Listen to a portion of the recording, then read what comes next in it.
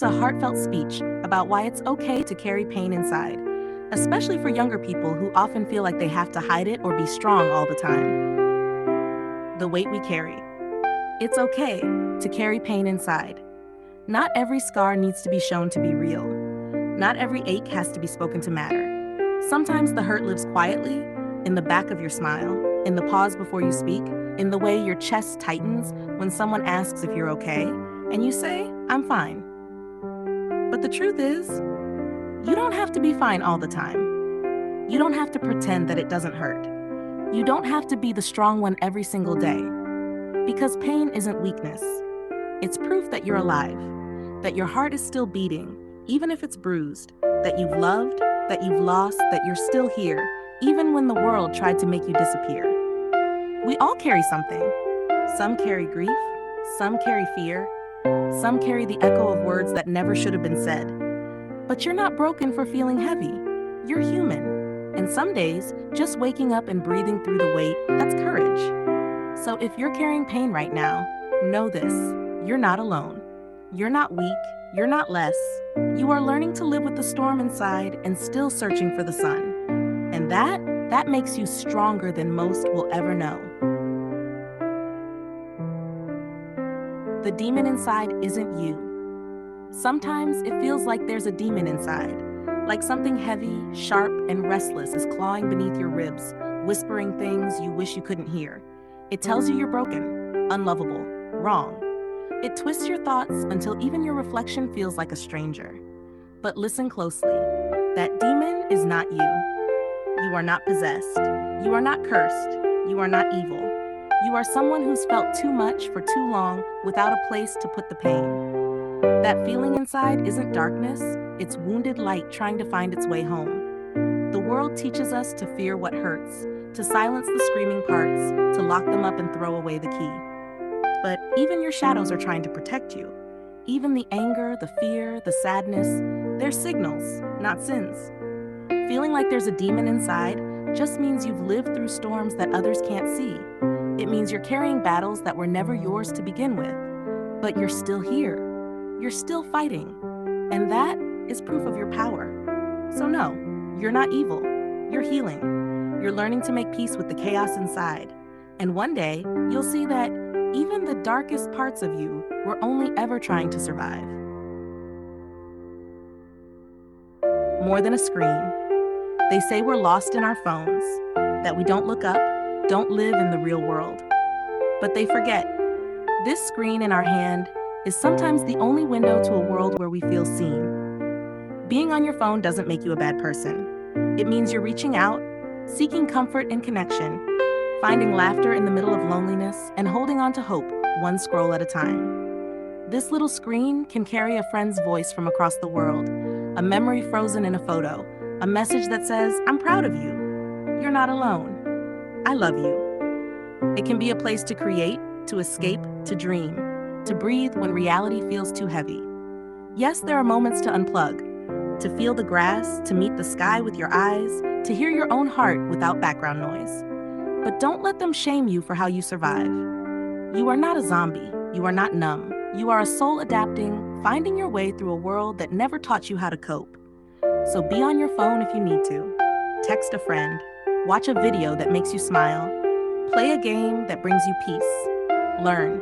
Create. Feel. Because what makes you a good person is not whether your eyes are on a screen, but whether your heart still cares. And I know it does. Here is a heartfelt, poetic-style speech about the feeling of wishing you were born in a different time, and why it's okay to feel that way. Born into the fire. Sometimes you look at old photos, read old stories, watch old films, and you wonder, was life easier back then? A world without so much noise, without endless scrolling, without the pressure to be everything all at once. And maybe you feel it, that quiet shame for being born into chaos, into screens and wars and anxiety, into a world that feels like it's burning faster every day. But let me tell you something real. It's okay. It's okay to feel like you were born in the wrong time. It's okay to feel tired of a world that always wants more from you. You didn't choose this era. You didn't ask to inherit a planet full of pain and questions. You just showed up with a heart and a soul and a need to make sense of it all. And that's not weakness. That's not failure.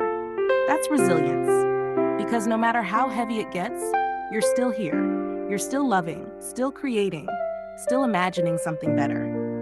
You were born into the fire, not to be burned, but to become the spark that lights a new path.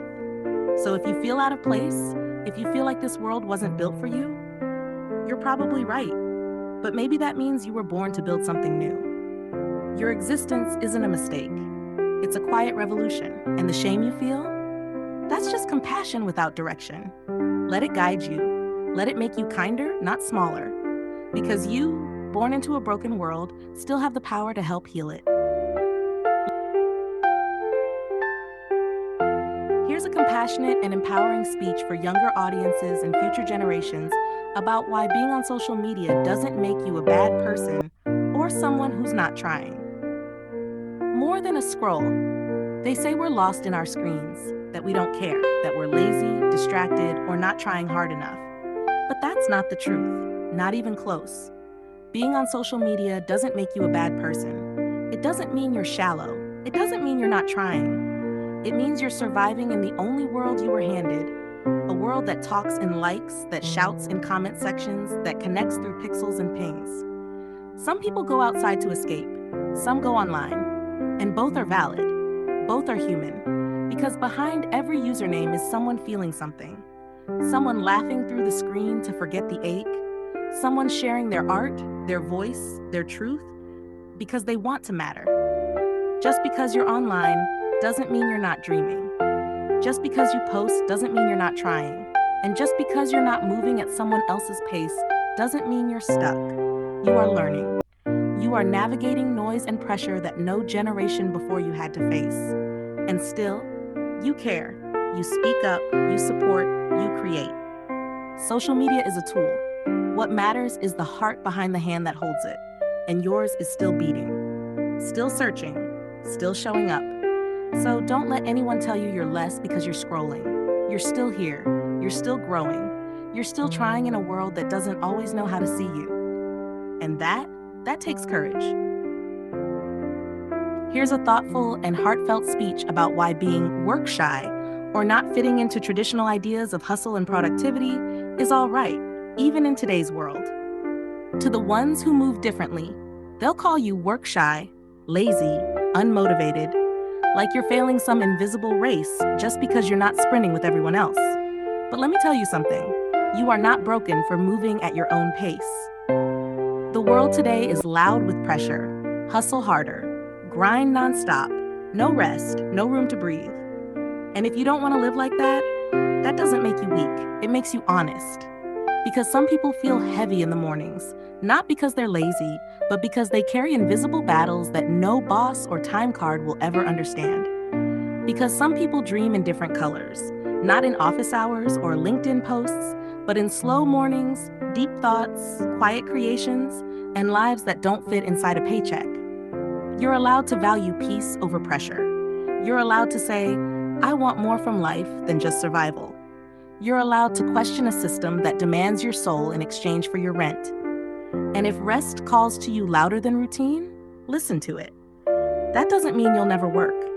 It just means you'll work when you're ready, in your own rhythm, with your own meaning. Being work shy in a world that worships overwork isn't a flaw. It's resistance. It's choosing softness over burnout. It's saying, I deserve a life that doesn't eat me alive. So don't let anyone shame you for needing space, for needing time, for not running the rat race like it's the only path that matters. You're still growing, still healing, still valuable. And when you do work, when you do rise, it'll be real, it'll be yours, and it will be enough.